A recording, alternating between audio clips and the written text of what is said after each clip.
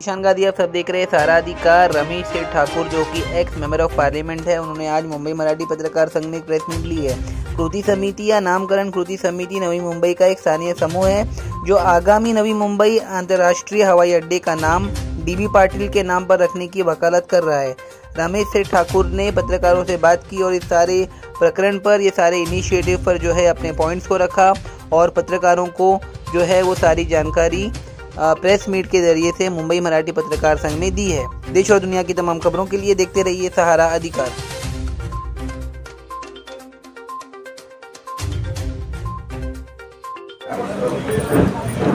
वर्तमानपत्राच्या बातम्या आलेल्या आहेत 6 ऑक्टोबरच्या संदर्भातल्या। तर या बातम्यांमध्ये खुर्सापुढे तुमचं नावही टाकण्यात आलेलं आहे, तर नेमकी तुमची भूमिका काय या बातमीमध्ये?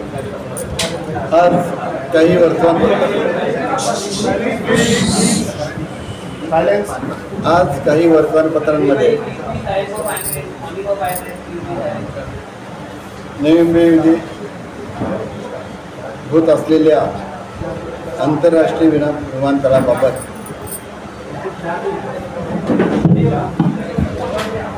ज्या बातम्या आलेल्या आहेत, एक असं आहे, पहिली गोष्ट, ह्या विमानतळाला दिबा पाटील आंतरराष्ट्रीय विमानतळ हे नाव द्यावं हे सुचवण्याकरता पनवेल, उरण, रायगड, ठाणे,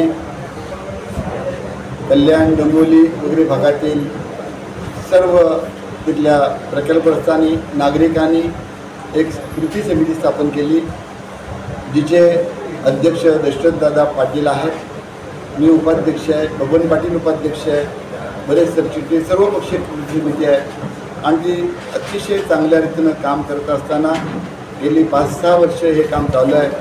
अनेकांनी असे प्रश्न पार्लमेंटमध्ये विचारलेले आहेत। माजी मंत्री आपल्या कपिल पाटील त्यांनी विचारलं, आता संजय मामांनी विचारलं, हे सगळ्या स्तरावर पार्लमेंटमध्ये, विधानसभेत, विधान परिषदेत आणि त्याचबरोबर बाहेर सुद्धा हे काम चालू असताना आणि आपल्याला चांगला असा प्रतिसाद सरकारकडून मिळतो आहे। विधानसभा, विधान परिषदेमध्ये एक ठराव एक मुखाने पास झालेला आहे की नवी मुंबई एअरपोर्टला दिबा पाटील आंतरराष्ट्रीय विमानतळ हे नाव द्यावं। एकच नाव गेलेलं आहे, त्याचे लेखी उत्तरसुद्धा काही कार्यकर्त्यांना आलेलं आहे की हे एकच नाव आलेलं आहे आणि त्या नावाचा विचार देणं हे त्याच्यावर विचार चालू आहे, नाव देण्याबद्दल विचाराधीन आहे। मग आता असं असताना आमची संघटनेच्या बाहेर जाऊन कोणतरी येतोय आणि याच्यामध्ये आधी मोर्चा, मगच नाव, विमानतळ कमिटी जी आहे प्रकल्पग्रस्तांची, त्याच्यात येऊन तुम्ही काय असेल ते विषय मांडा, तिथे बोलायला पाहिजे आहे आणि मग ती पत्रकारांना कुठे माहिती दिली जाते की अशा अशा पद्धतीनं ही ठराव झालेलं आहे प्रकल्प संघटनेचा समितीचा, ती चुकीची माहिती संजय मामा म्हात्रे यांनी दिलेली आहे, सुरेश मामा म्हात्रे यांनी दिलेली आहे आणि त्याच्यामध्ये माझंही नाव टाकलं आहे। या मिटिंगला रामशेठ ठाकूर हजर होते, सर्व प्रकल्पग्रस्तांना कळवण्यात आलेलं आहे।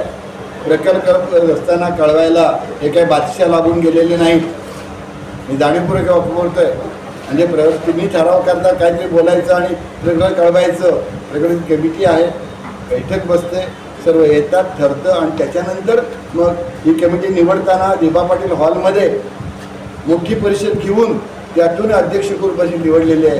तर त्यांनीचं काम आहे, तुम्ही तुमचं व्यक्तिगत मांडू शकता, बोलू शकता, प्रयत्न करायला अधिक चांगलं आहे, आम्हाला आमचं म्हणणं काही नाही, तर आम्हाला बदनाम करण्याचं काम जे काय चाललेलं आहे आणि त्याला पत्रकारांना मग त्या काय असते त्यांची बातमी आली की ते छापतात, पण त्यांनी बरं केलेलं आहे की संजय मामा म्हात्रे जे आहेत, संजय म्हात्रे, सुरेश मामा म्हात्रे, तर त्यांनी असे बातमी दिली, त्यांचं नाव आहे त्याच्यात, पण पत्रकारांची विनंती आहे की आता अशा खोट्या बातम्या येत असतील तर आमच्याबद्दल काय आल्या तर आम्हाला विचारणा केल्याशिवाय छापू। एक कृती समितीचा आता काय भूमिका असेल याच्यावर?